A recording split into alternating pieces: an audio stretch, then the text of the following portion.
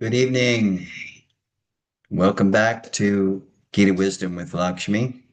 After a brief hiatus during my trip to India, we're back in action, and I'm so looking forward to this evening and our subsequent classes on Bhagavad Gita with you all. So we will begin this evening with continue our journey through the Bhagavad Gita. It's a wonderful verse. It's the fourth chapter. We're continuing with the fourth chapter. It's the 11th verse, and we'll see how far we can get this evening. So I will begin our class with the traditional honor and respect of our teachers, and this is the tradition of bhakti to honor and respect those that are illuminating our path with the torchlight of knowledge.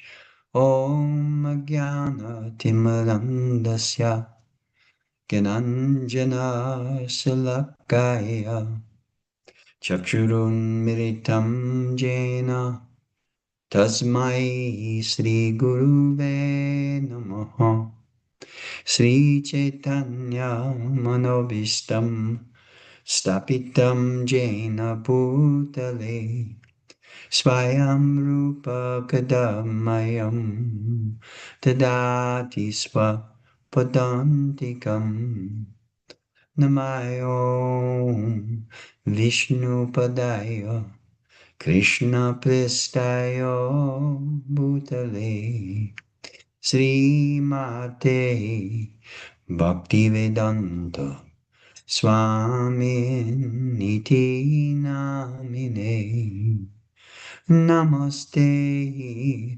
Saraswati Deve Gauravani Pracharine Nirvishesha Shunyavadi Paschatya Tarine Jaya Sri Krishna Chaitanya Prabhu Nityananda Sri Advaita Gadadhar Shivasadi Gaur Bhakta Vrinda Hare Krishna Hare Krishna Krishna Krishna Hare Hare Hare Rama Hare Rama Rama Rama Hare Hare.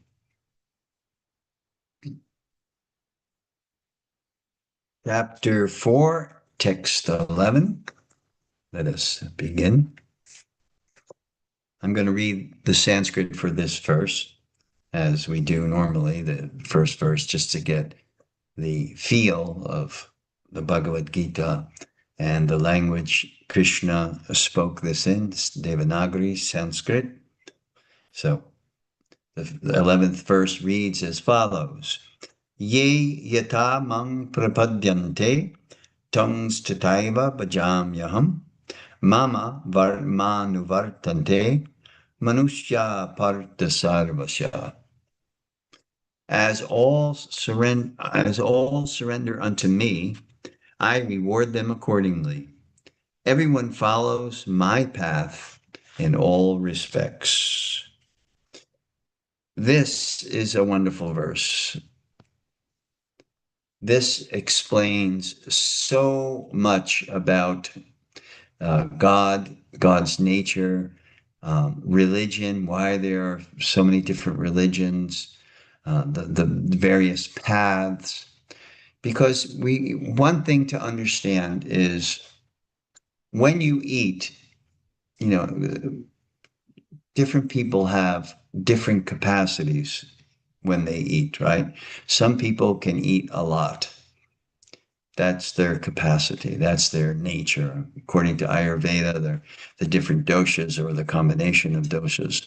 And people can eat according to their nature. Some, like I said, can sit down and eat vast quantities of food. Other people can just eat little quantities of food.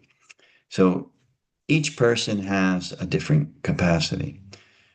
Similarly, each person has a capacity to understand. Now, what I mean by that is, what does Krishna say here? As all surrender unto me, I reward them accordingly. So Krishna is making it very clear. According to your capacity, and your capacity is dictated by your willingness to surrender. In other words, if there is no willingness to surrender, then what is your capacity going to be?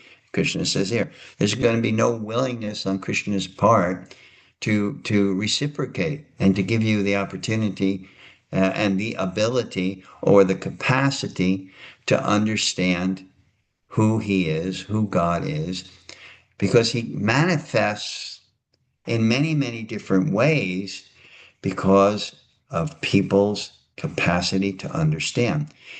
In the Bible, Christ says, there's much more to tell you, but your ears cannot bear it now. And what does that mean? It means the capacity of Christ's audience, the time, the place, and the circumstance where Christ was, meant that their capacity to understand everything about God was not great. It was very, very limited. So therefore, that's why Christ would say that, there's much more to tell you, but your ears cannot bear it. Your capacity cannot. In other words, could you imagine if Christ started saying, well, God is a blue cowherd boy with long blackish curly hair, and he likes to wear flower garlands around his neck, and he wears a yellow colored dhoti. Oh, you don't know what a dhoti is? Well, a dhoti is a cloth that you wrap around the lower part of your body. So I imagine if Jesus was, speaking like that, then what would happen? They would have crucified him as soon as he opened his mouth about that. Their capacity to understand the absolute truth, the absolute nature of the truth was not great. So therefore, he had to speak in such a way that they could understand, at least get someone on the path of spirituality. Even within the Hindu paradigm, you notice that there are a lot of different explanations and descriptions of who or what God is.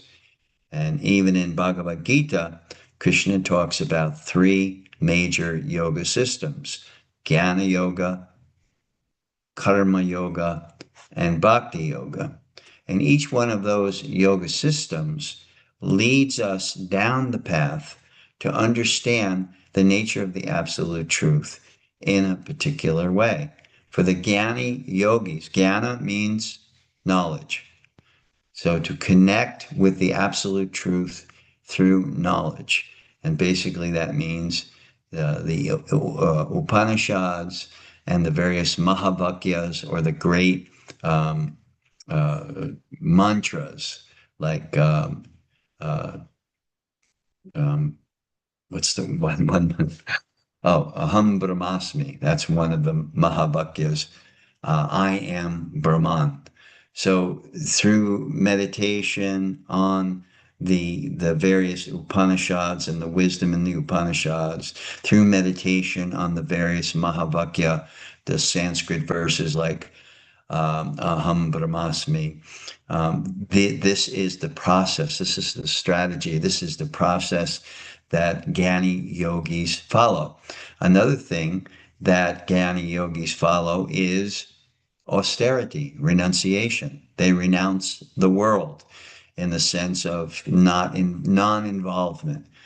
Any yoga system will renounce the world, but not in the same way. For instance, the Jnana yogis literally renounce the world. They walk away from any kind of obligation they may have. They could be a husband, a father, every obligation that the person may have, they renounce those obligations, go to the Himalayas and just absorb themselves in study. So that's one type of renunciation that Jnana yogis will follow. But the goal of the destination that they are striving for is different than the goal or the destination that a bhakti yogi is striving for.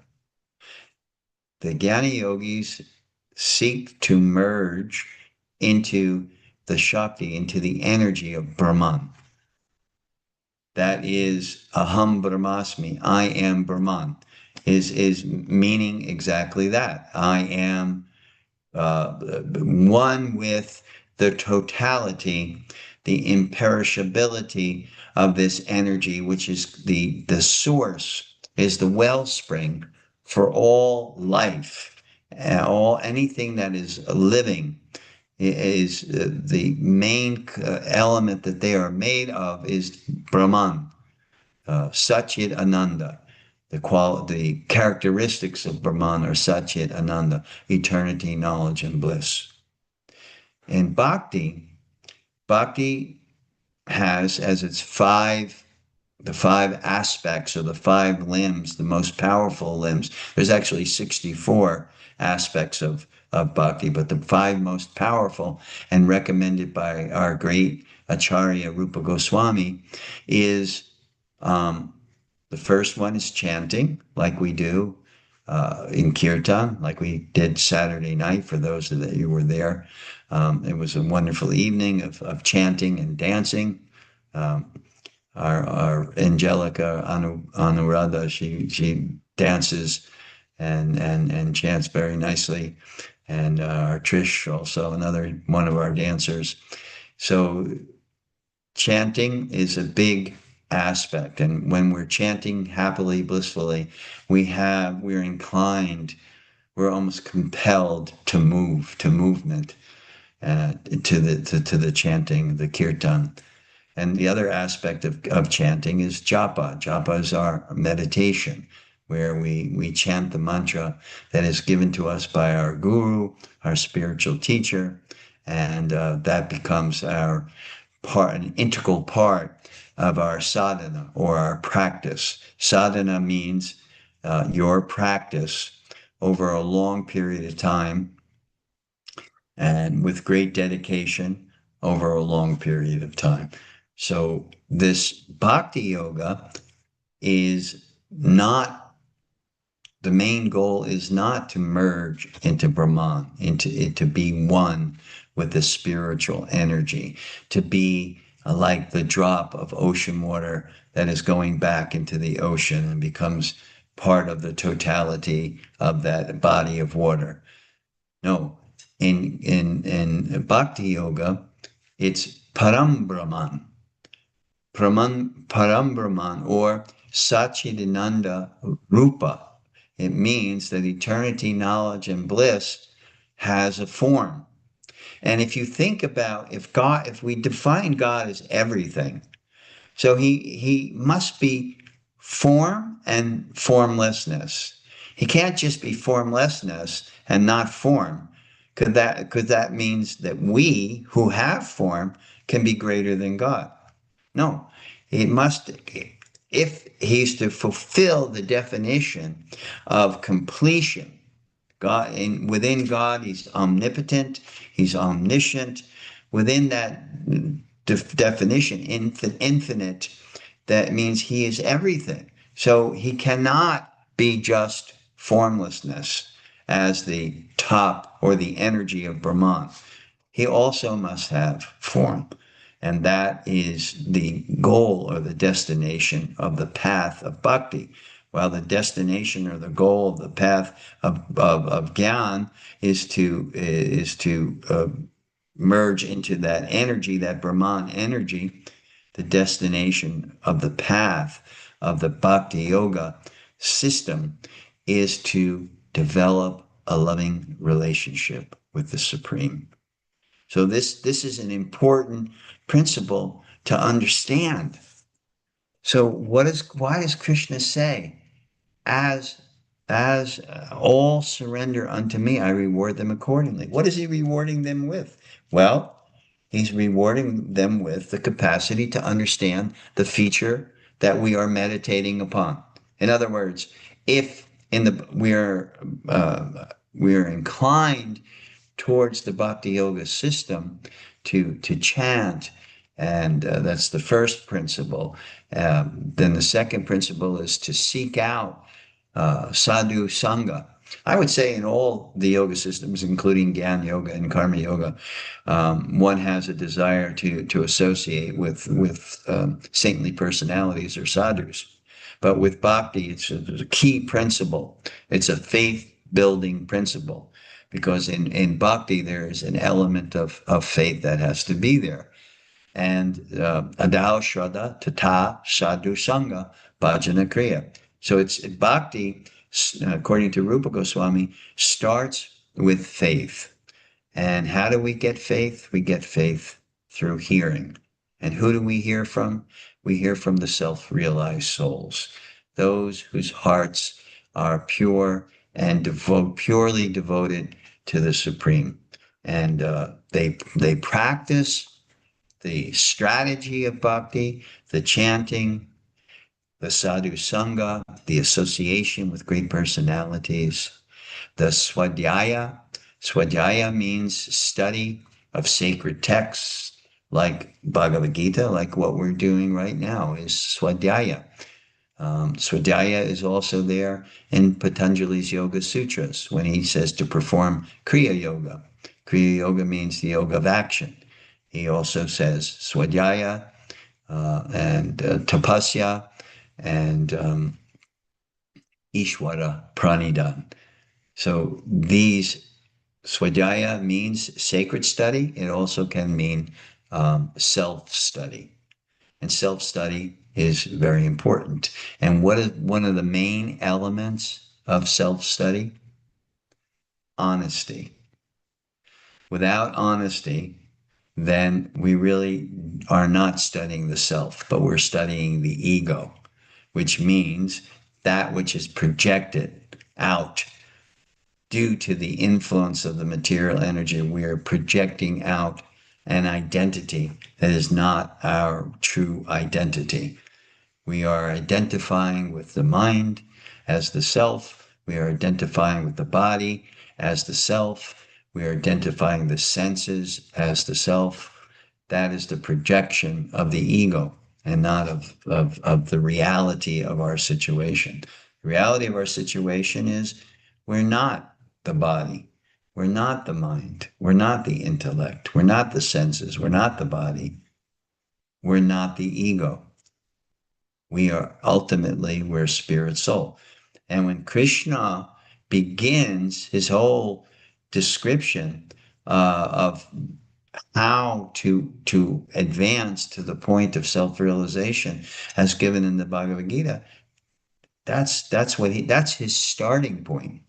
And I've heard many lectures by my guru, my spiritual teacher, A.C. Bhaktivedanta Swami Prabhupada, and many times he would pound home the point that we're not the body, that we're spirit soul.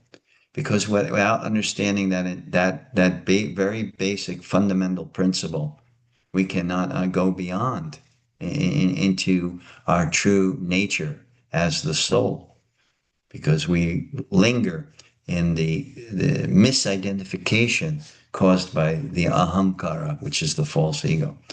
So Krishna is saying here, you have all different capacities, and according to your capacity, which can be your desire, then Krishna will reciprocate. So if you have a desire, you feel inclination for love relationship with the Supreme, then through that desire, Krishna responds to that desire. Krishna makes a point of it in the 15th chapter of the Gita. We'll read that later. And there he says that Sarvasya chaham ridi sani vishto, that I am situated in the hearts of all beings. And from me come knowledge, remembrance, and forgetfulness. So getting back to this path what Krishna is saying here, as the path that you choose, that will be the reciprocation. If you want knowledge, if you want through the process of knowledge to approach Brahman, because knowledge and knowledge alone cannot allow you to approach Bhagavan or the Satchit Ananda Rupa, the form of eternity, knowledge, and bliss, the personality of eternity, knowledge, and bliss. It won't get you. What gets you there is the element of faith and faith in grace or mercy of the Supreme. In other words, if you don't want someone to know you, right? Let's just say you work at a particular position and you're not particularly fond of your boss.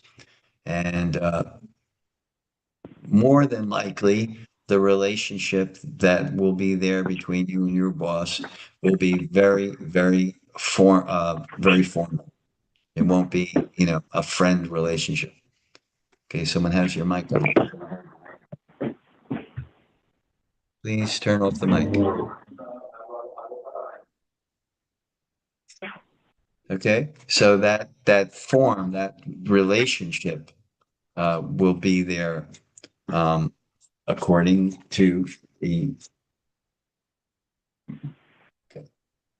according to the desire that you have, the interaction that you want, and when you do not desire to have a very close relationship, well, then you'll keep your distance, right?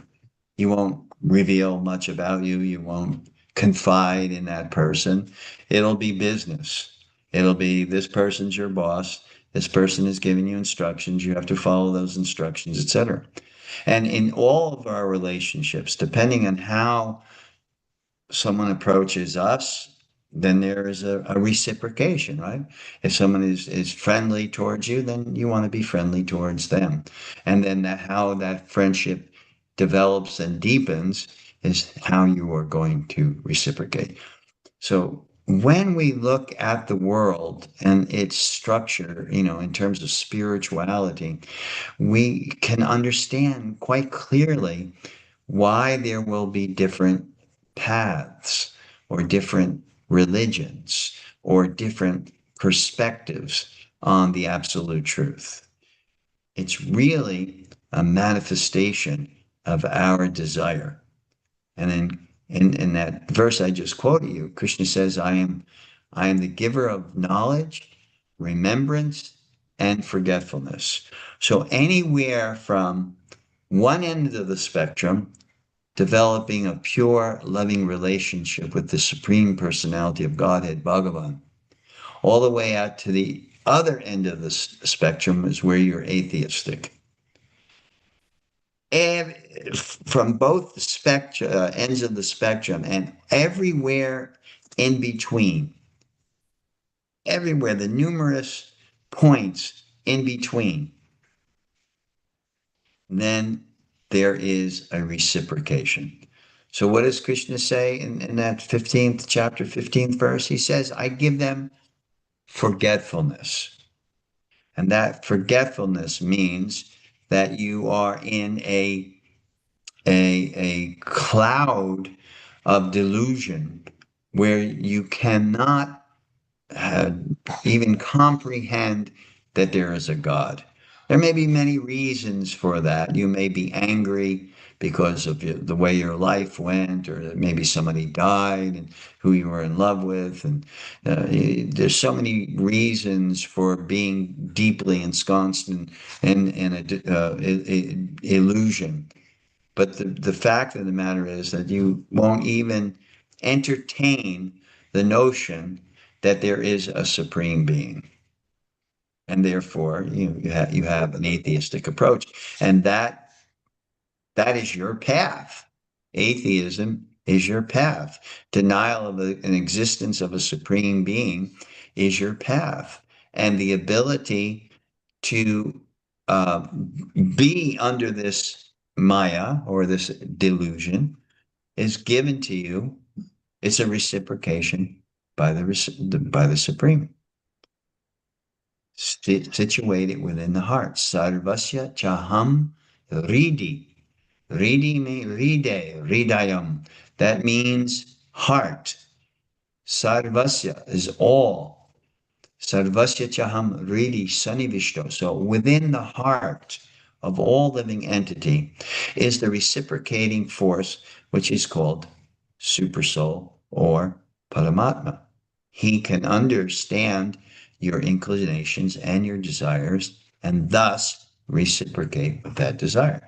So the one end of the spectrum of atheism, all the way up to the other end of the spectrum, which would be developing a pure, loving relationship with a very knowable personality, Bhagavan, the Supreme Personality. Very knowable. When you talk about Krishna or Ram, these are very knowable persons. You have the Bhagavad Purana or the Srimad Bhagavatam, which gives an abundance of knowledge about and pastimes. There's four things: Nama, Rupa, Guna, and Lila. Nama means the names of the Supreme. Rupa means the form of the Supreme. Guna means the qualities of the Supreme, and Leela means the pastimes. So within books like the Bhagavad Purana or the Srimad Bhagavatam, you get descriptions of the rupa, of the form. There are countless descriptions of the form of the Supreme in the Bhagavatam, the Srimad Bhagavatam. In the Ramayana, there's descriptions of what Ram looks like, the color of Ram, the particular form, and how he's built like a Kshatriya or a warrior. So many types of description. So Na means the name and the potency that's contained in the name. That's why we absorb ourselves in the Bhakti Yoga tradition wholeheartedly in the Kirtan process, because the Kirtan process is one of the main focuses is the names. All of these different mantras, and some of them we chant the Hare Krishna mantra, names of Krishna and Krishna's eternal consort, Radharani, Sitaram, the name of Ram, the nobility form of the Supreme and his eternal consort, Sita. We're chanting on these names. We're absorbed ourselves. Shiva, Parvati, Lakshmi, Narayan. All of these different forms, and what I said there is like innumerable points along the spectrum of awareness, of anywhere from atheism to this. These are also points along that spectrum. For instance, Lakshmi Narayan or Vishnu and Lakshmi. This is a type of relationship which is called Aishwarya. It means it's more of a formal, really, you want a formal relationship with God. God is the all-powerful. God is, indescribable. There's so many aspects to the Aishwarya where we see God with awe and reverence. We see our relationship with God as his servant. A lot of the Abrahamic religions is, God, we are the servants of God or the servants of God's Son in that way. So there's that kind of relationship. But in the Bhakti tradition, we can see God and enter into a relationship with him on many different levels beyond just servant, friend, the parental love, and ultimately conjugal love that you see or you experience between Radha and Krishna. So all of these points are can be understood by this verse. This verse describes why are there all these religions? Because Krishna is reciprocating to your capacity, to understand. Most people want God to be this all-powerful supreme that they can pay respects to and serve in that way. Most people cannot understand beyond that, nor want beyond that. They're perfectly satisfied. And the truth of the matter is, no matter what your ultimate destination and ultimate cultivation of relationship with God, if you are successful on that path, then you are happy. You are satisfied. God is fulfilling your desire to see him in that light from that perspective. That's why they say the truth is one, and it is, but it has many features. Why? Because of the many different desires or the many different capacities of the various living entities. So the notion of my way is the only way is okay for you on your path. In other words, if I'm walking this route, this is and I'm going home, right? I'm over here I'm at the Fifth Avenue Plaza here. Now there's a path, there is a walkway, the shortest walkway that'll lead me home. I follow that. I don't. That means I have to go west. Due west is my house from this plaza. And I go west along this certain path and I will come to my house. But what happens if I go east from that plaza and I end up in the ocean? What happens if I go south and I end up in Miami? What happens if I go north? I end up in Delray Beach and beyond, then Boynton Beach, then West Palm Beach, and ultimately I'll end up in New York if I keep going north. So my path has a destination, and my desire determines my destination, because God, Krishna will reciprocate with you accordingly, according to your capacity. So that's an amazing verse. I love this particular verse. I said a lot. Does anyone have any questions on this particular verse that you would like to ask? Did I ring any bells that you may want to deal with right now? No? All right. I'll continue. Text 12. Text 12 reads, men in this world desire success in fruitive activities, and therefore they worship the demigods. Quickly, of course, men get results from fruitive work in this world. So again, we established there's this spectrum, anywhere from atheism all the way up to pure, loving devotion to the Supreme and that loving devotional relationship. So in between, if someone has the capacity that they want results to their actions that they can enjoy. And quite often in the Bhagavad Gita, it's described as fruitive work. I work so that I can enjoy the fruits of my work. So there is a point on the spectrum where that is your desire. And then Krishna gives you the opportunity to worship demigods. Now we have demigods. There's 33 million demigods. And then there are, within that 33 million, there's many different categories. So you have demigods like Lord Brahma and Lord Shiva. You have demigods like Indra and Surya and Chandra, demigod of the moon.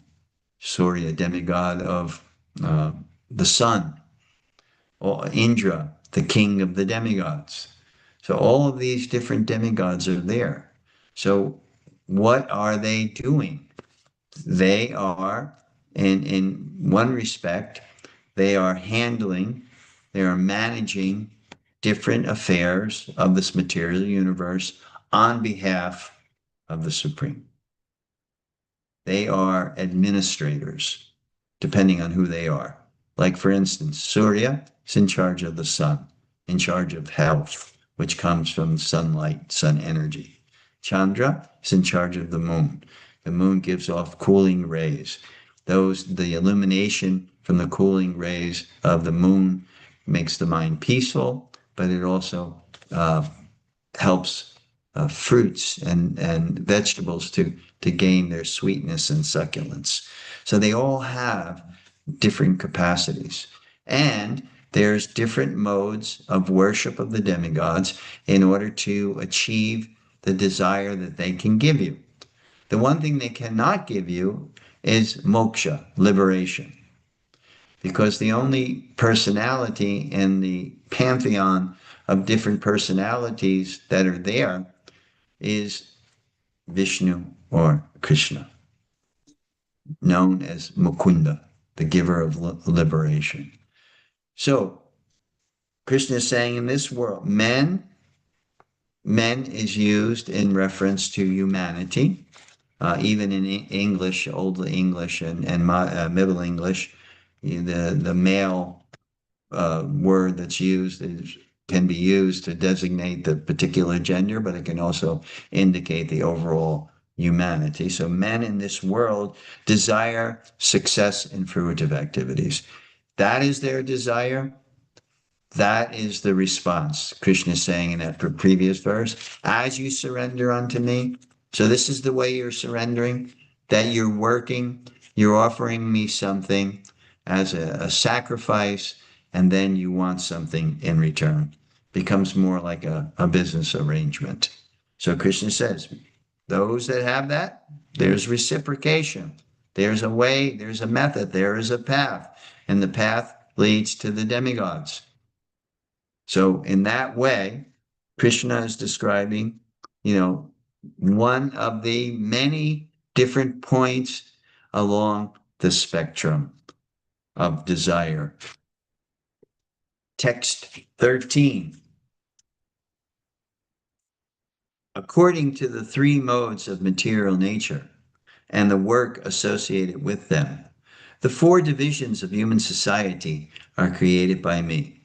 And although I am the creator of the system, you should know that I am yet the non-doer, being unchangeable.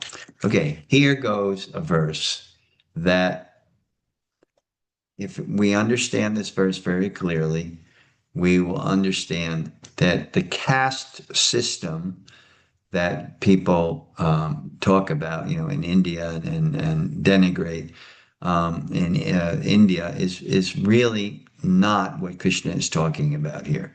He's not talking about the caste system. Why? What does he say? According to the three modes of material nature and the work associated with them. So guna and karma. The caste system is you're born into a particular family. You may be born into a family of Brahmins, then you're a Brahmin. You may be born into a family of Sudras or working class, then that's what you are. So the caste system has you in your position according to your birth. But Krishna doesn't say here. Nowhere in this verse does he say janma. He doesn't say chaturvarnam maya shrishtam janma guna karma vibhagasa. He doesn't say according to your birth. He says according to how you act, your action, and your qualities, the qualities that you exhibit. Pretty much the same as if your father is a high court judge, because you're the son of your father, are you a high court judge? No. You have to qualify yourself, just as your father did. He went to law school, he learned law, and then eventually he got appointed to his position. So it's not that you're born in the your father is a judge, you become a judge, or your father is a doctor, you become a doctor. No, you have to qualify yourself. Qualify yourself by, you know, learning through the process of learning, and ultimately, you are able to act properly according, within the confines of being a judge and what you need to do, or a doctor and what you need to do. You need to qualify yourself. You need to pass board exams, and you need to go to residency, and then you need to pass uh, the the the test that's given to you, the certification test that proves that you know what it means to be a doctor, particularly in your specialty of internal medicine or dermatology or surgery or whatever your specialty becomes. You have to become what they call certified in that regard. And then you get licensed. Even you get all of that, you still can't practice until you get licensed. So it's not like you're born in the family of a doctor and then you're a licensed physician. No, you have to qualify yourself. But Krishna is saying here that, we have personality indexes.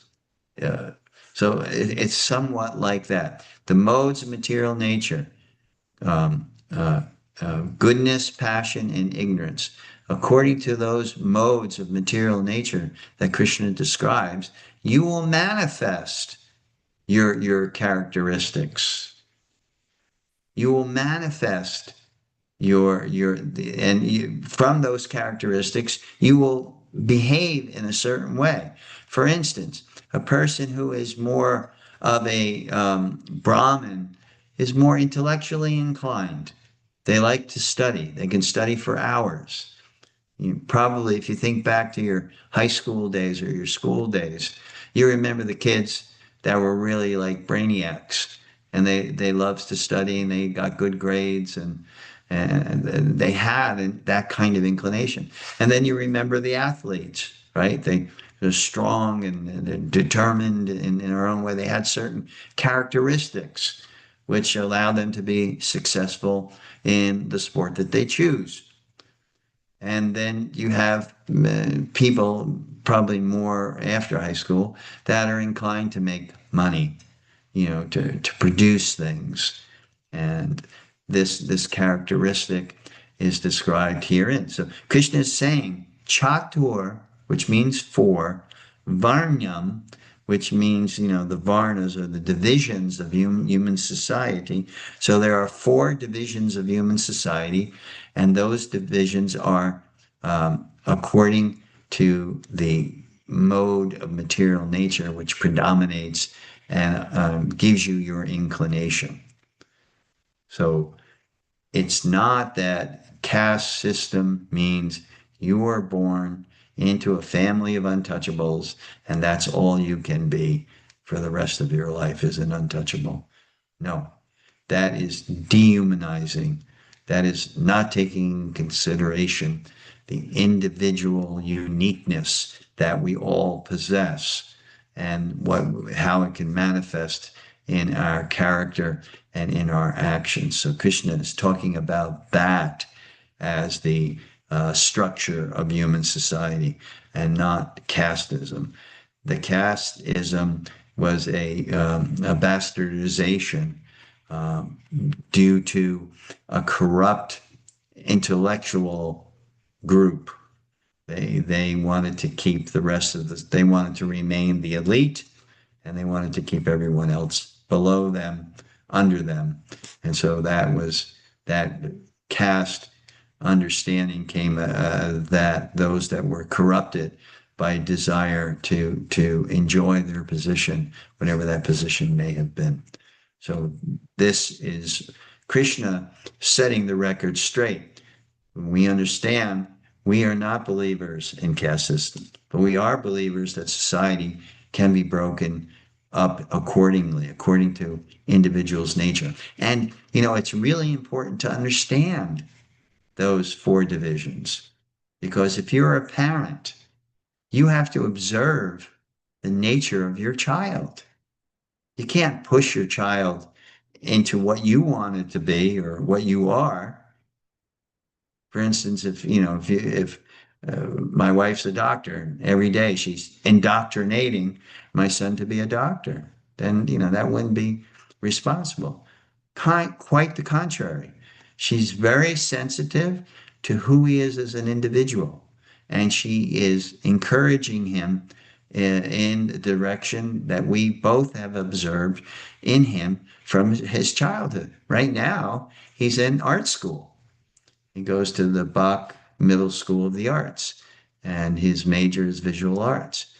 Because we observed him from a very early age to be very inclined towards art and music. And he would spend, when COVID hit and the schools shut down in Puerto Rico, we had to homeschool him. And we both noticed that he would sit for 2 or 3 hours, even up to this day. Dad, I'm going to go in my room. I want to draw something. Even up to this day, his inclination towards that is very, very strong. So, as parents, it was our responsibility to be sensitive to his inclination and to try to guide him along that way. So, the system that Krishna has put forth is basically a system where society can be organized and thus happy. Because if a person is pushed into, I could tell you, I have a friend, when I was working in New York City in the music business, there was a young man, and his father was a music promoter. He was one of the people that was on staff in the company that I worked for. And there was his son, and his son got a part-time job working at our company. And he was going to law school. He was going to go to law school. And he was kind of pushed in that direction because, as some parents, they feel like, I don't want my child to do what I'm doing. I want them to do something better, to be better. So the father quite naturally pushed him. He didn't want him to be a music promoter. He wanted him to be a lawyer. He pushed him into law. He went to law school. He graduated, passed the bar exam, practiced law for 1 year, and then he quit, never to return. Wasn't his inclination, you know. So it's really important to understand this verse in with the right mindset, not to resist it because it smells like casteism, but to understand it and see it in action within our own children or within the world around us. You notice, people who go into the military, they have that. I mean, I don't think everyone who goes into the military is meant for the military, but a lot that do go into the military have the desire and the inclination to fight, and they want to fight and protect this country, so they go into the military.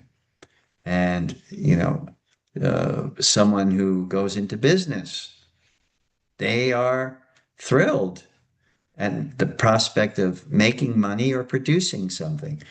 For instance, according to Krishna's description here, the mode of goodness produces those who are knowledge inclined, intellectually inclined. And the name for that inclination is called Brahman. And the characteristics Krishna gives in the 18th chapter, he says that the characters are samadamas tapak saucham chantir arjavam evacha, the peaceful, samadamas tapak, austere, samadamas tapak saucham, clean, chantir means tolerant, arjavam, honest. So they have this inclination towards these characteristics, these attributes. Even in Ayurveda, same thing. the three dosas, have their attributes or their characteristics. Someone who is vata, air, they have a certain set of characteristics. They even have a certain physical look and a psychology. Similarly, according to Krishna here in the Bhagavad Gita, similarly, a Brahmin has a certain look. He's not usually big and strong. That's usually the Kshatriyas or the warriors. But he has an intense interest in study, in knowledge. And he produces for society that which can guide us, wisdom that can guide us on all different levels. The warriors, the Kshatriyas, they're more determined, they're more courageous, they're prone to battle, they're prone to management, and that's the influence of passion and goodness. There's three: goodness, passion, ignorance, but the two can combine. Passion and goodness can combine, and it'll produce within that individual certain attributes, right? Which will make them inclined towards the military or towards, that kind of behavior. Passion, the combination of passion and ignorance, produces someone with the inclination to farm. That's one thing. To produce different products for society. That's another thing. Banking. That's another thing. Business. That's another thing. They desire to deal with money and goods, basically, for the rest of society. And, nowadays in schools and high schools, they have, certain clubs, which the kids that have that inclination, they can help them to cultivate that inclination even further. So this is what Krishna is saying here in the in the 13th chapter. This is the way society can be set up. Text 14.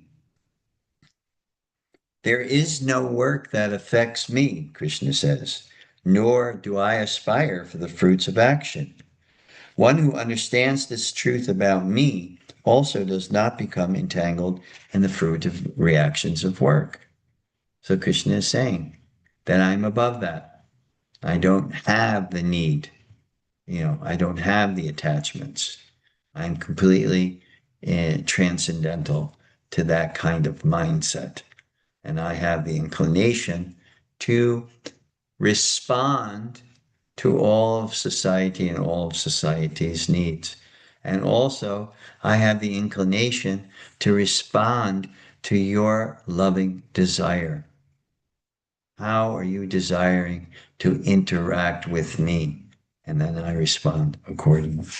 So that's Krishna is saying, I'm not entangled in work and its reactions. Text 15. All the liberated souls in ancient times acted with this understanding of my transcendental nature. Therefore, you should perform your duty, following in their footsteps. Text 16. Even the intelligent are bewildered in determining what is action and what is inaction.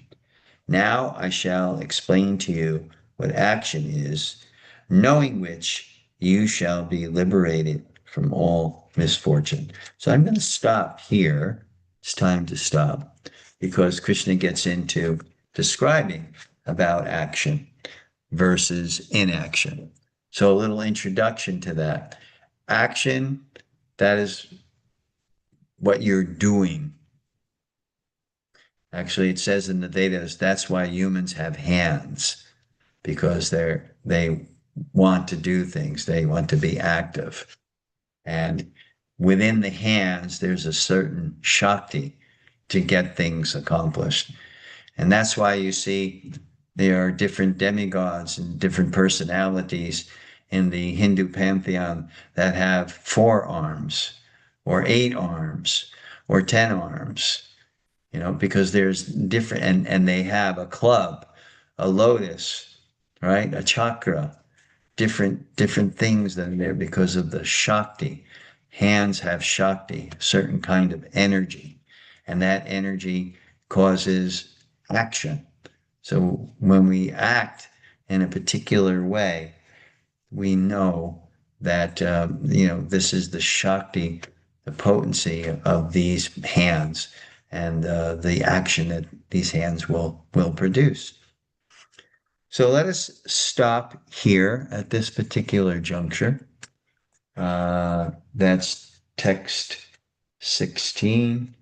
We begin at text 17 next Tuesday. Look forward to it. And I will open the floor up to anyone that may have any kind of question or comment. Anyone have a question or comment regarding what we discussed herein?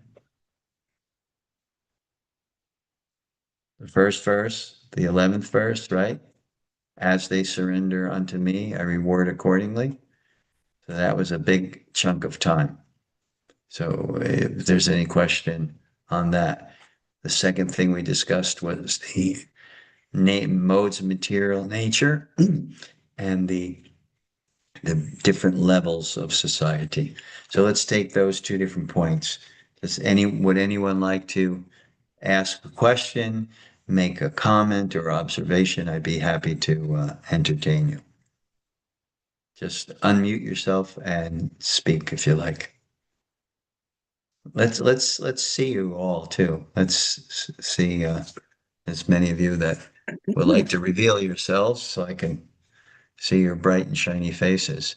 Well, I really appreciated the analogy of there's only one way home. That was great. That's easy to explain, because Jesus, like my mother likes to remind me, Victor, Jesus is the way, the truth, and the life. There's no other path but through Him. Right. Okay. I was like, yes, Right. yes, I know, Mom, I know, but I know Jesus saves, but did you know Moses invests? Have you heard about this? Have you heard about this? So she doesn't enjoy such banter. But obviously, there are many times where you have these conversations with folks, and you need a way out. Right. That even if just to give them an out, something interesting Right. you can say. They say, "Oh, that's a good one," and then you each say, "Well, I'll go to the bathroom. I'll be right back," and then you end up talking to someone else for the rest of the night. Yeah, Um, and there's much truth to that. It is the way for one who chooses that path. Yes. And even there's indications from different scholars of the language, the Aramaic and the Hebrew language, the old language of the Bible. There's indication you can read that Jesus, that the translation that is there is not exactly correct. They're missing one key word in the translation. Now, I am the way, I am the light, I am the truth. No one comes to the Father except through me. They're missing that word. Like in Sanskrit, oftentimes you'll see atta. Atta is used, the word atta. That means now, to be present now. So Jesus, if we go by what these scholars are saying, he was indicating that now, if you are following my path, then stay on my path for Christ's sake. For Christ's sake, stay on my path. And that's what it's about. It's about if you are following Jesus, yes, okay. I have a friend. His name is Frank. We just had breakfast the other day, and he's a very smart man, and he's a very good Christian. Practically speaking, he's one of the truest Christians I've met on my sojourn, throughout religion and philosophy of religion, etc. And when I make that point to him, he can understand it. Whether he accepts it, because every Christian is kind of hung up on the fact that this is what's in the Bible. There's no other way. There's no other way. So, to entertain another way means I'm not following Jesus. So they're kind of caught in between. But that's your path. Mom, that's your path, and God bless you. Frank, that is your path, and God bless you. And I will do everything and anything to facilitate you on that path. But you cannot deny or reject others and their paths. Because when you see what is the goal is the same goal. They're all wanting to become close to God or the absolute, the ultimate reality, however you may want to say that. So this is, what we have to understand.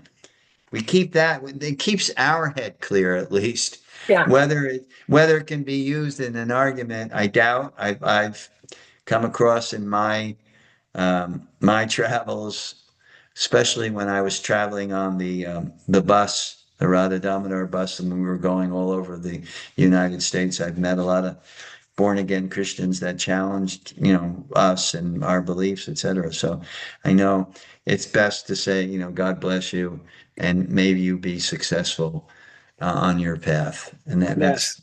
that's the best thing that we can do. It's like the elderly in Cuba who still smoke cigars. Nothing good can come from stopping now. Right. And nothing's going to convince them from stopping that. Well, you see, it's a self-fulfilling prophecy. Right. Right. I, Definitely. I have well, a question, I guess. Go ahead. Is that apply to the text number 12 when it says that therefore they worship the demigods? Yeah. Is that It, what, right? it applies to that. Like I tried to use the analogy of a spectrum. You have a beginning point and you have a final point. So let's say atheism, no God or no belief in God is one point of one end of the spectrum, and total belief in a personal God that you can have a loving relationship with is at the other end of the spectrum. So what Krishna is saying here, along that spectrum, you have material desires. You're not willing to give up those material desires. You just want some kind of strategy, some kind of process that will help you to get the best that you can get while you're in this world. You have fruitive desires. That means you want action, you want to be active, and you want to experience the pleasure of the fruits of those activities. So Krishna is saying here, okay, I'll reciprocate with that. Here are the demigods. Just like you have all the goddesses. The goddesses are called Kaya Vyuha Rupa. And that means they all manifest from the supreme goddess, Radharani. So the demigods are also manifestations of the one supreme.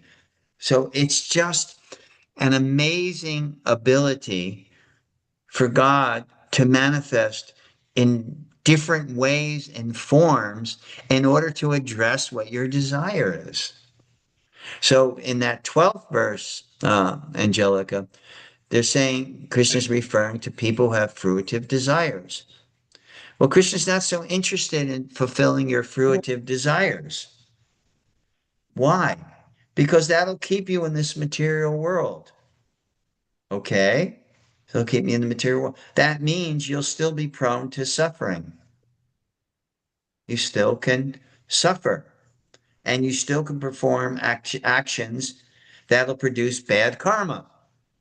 That means you'll have to suffer for that bad karma. And again, you'll have to come and experience that bad karma. So as I was giving that analogy of the spectrum and the points along those spectrums, Krishna is pointing out one of those points along the spectrum of desire, of approach, of path. There are many paths, but ultimately they will eventually, even atheism will eventually lead to God. Of course, they will not understand that, but eventually someone will get, especially at the point of death when they're totally freaked out and they'll go, God, where are you? Trish, did you have something you'd like to say? I'm really absorbing it all. I have a lot of those conversations with my son, he has very strong Christian beliefs, and his father is a pastor. Oh, And really? and we go back and forth where I tell him everyone can be right. And he said, well, no, that you're telling me that I'm wrong. And I say, no, I'm not telling you you're wrong. I'm telling you you can be right too. And he said, Right. and then we go in this circle round and round. And I never give up because I want to explain to him that everyone has their own personal path to God and to be more tolerant I and mean, accepting. the one thing I always bring up if I ever get trapped in a conversation like that, I say God is merciful, unlimitedly merciful, and He's going to give us opportunities and ways and means that we can approach Him. But when we narrow it down to my path is the only path, it's saying that's a pretty big limitation that we're placing on God. That God is only saying, this is the only way that you can come. You don't come, you go to hell for an eternity. When I hear that, if someone traps me in a conversation, Christian conversation, I say, well, that really limits God and his abundance of mercy, Right. that he's going to, damn me for a lifetime. I mean, for eternity, not a lifetime. I mean, that's more of the Hindu philosophy. You can go to hell, but it's for a period of time, and then you can go back up again. So that's what I bring it back to that point. God is unlimitedly merciful, and He gives us unlimited ways to approach Him. It's just like a mountain, right? You want to go to the peak of the mountain. Now we know what the shape of a mountain is. There may be different uh, paths to get to the same location.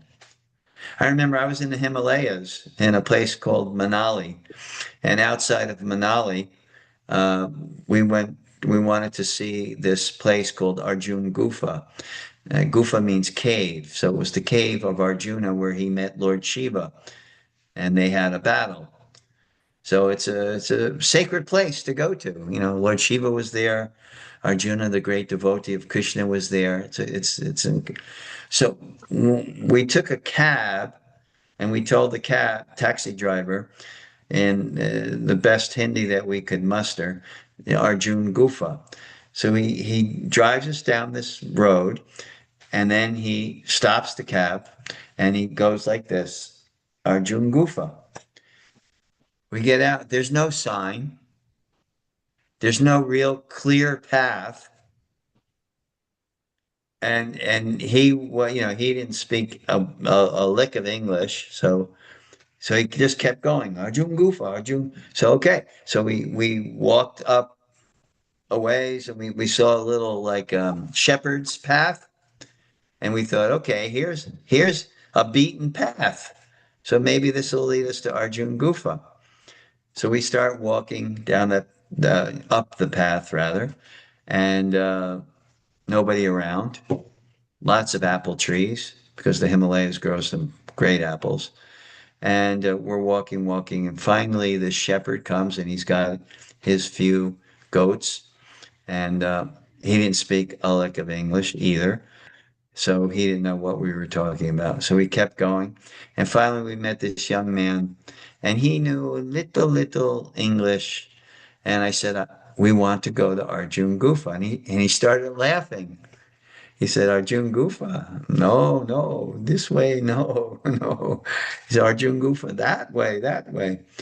So I went like this, please, please show us Arjun Gufa. So he said, okay. And he's like this. And he took us up one path. And when we got up to that path, there was an old sadhu there. That was his life. He was the servant of this holy place. And he took us into his little hut and he fed us chapatis and, he spoke English. And I said, we had a rough time getting up here. Is there a path? He said, oh, yes, I know a shortcut. So, that was two paths, right? So Krishna's talking in Bhagavad Gita, three paths. He's talking karma yoga, jnana yoga, bhakti yoga. And within those three paths, there's subsets.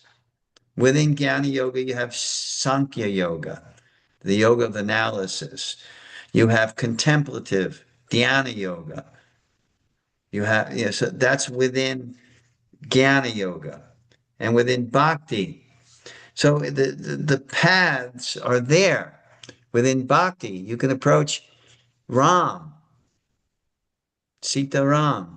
You can approach Lakshmi Narayan in devotion. You can approach Sita Parvati in devotion. You can certainly approach, the only way to approach Radha Krishna is in the path of love and devotion. So these are paths. And, according to your desire, Krishna will reciprocate with you and he'll show you the path and he'll introduce you to the guide who will take you up that path. And that's called Guru. Brahmande Brahmate Kon Bhagwan Jeev. Innumerable living entities. And they're circulating all throughout the universe in various species. We're going from one birth to the next birth to the next birth. And finally, either due to some kind of devotion that you've performed in previous lives, or some extraordinary mercy of a great saintly personality, finally you meet a guru, and the guru shows you the supreme. Who has made that arrangement? In that verse, Guru Krishna Prasade Bhai Bhakti Lata Beach. That means Krishna shows you Guru, and the Guru then shows you Krishna. So that's the path. That's what we want. And any other path, whether it's, if you want a simplistic approach, then there's ways where you just say, I'm saved, and then you can you can start your journey on that particular path. And then there are those who want to know, like George Harris's song, My Sweet Lord, right? My sweet Lord, I really want to be with you. I really want to be with you, but it takes so long. I know. Hallelujah, my sweet Lord. Hare Krishna. So, that's like the mood. The more we imbibe that mood, I really, really want to know you. You have that intensity, then Krishna will reveal to you in the capacity that you approach him. And that's why that verse is so important to study and understand. And so we can't be intimidated or threatened that you're not following the true religion and therefore you're going to go to hell. Yeah. Okay. If that hell is with Krishna in Goloka Vrindavan, I will gladly go there. Thank you very much. So, does anyone else have any question or comment or observation? If not, I will see you all. Some of you I'll see at the Thursday Kirtan. and or I'll see you next Tuesday evening, where we will continue. We will begin at text 17, I believe. So nice to be with you all. Thank you so much for giving me your association this evening. It is so wonderful to be back home, with my friends and my family. It is so comforting. Let me say that. India was wonderful. I got to meet a lot of old friends I haven't seen in years there, and make new friends. So it was a wonderful trip. But all the time I was longing to be back here. So happy. I'm really happy to be here and hope to get to see you guys again real soon. Until that time, have a happy, healthy, and holy week. God bless you all. Hare Krishna. Bye. Thank you Thank so you. Hare Krishna. Krishna.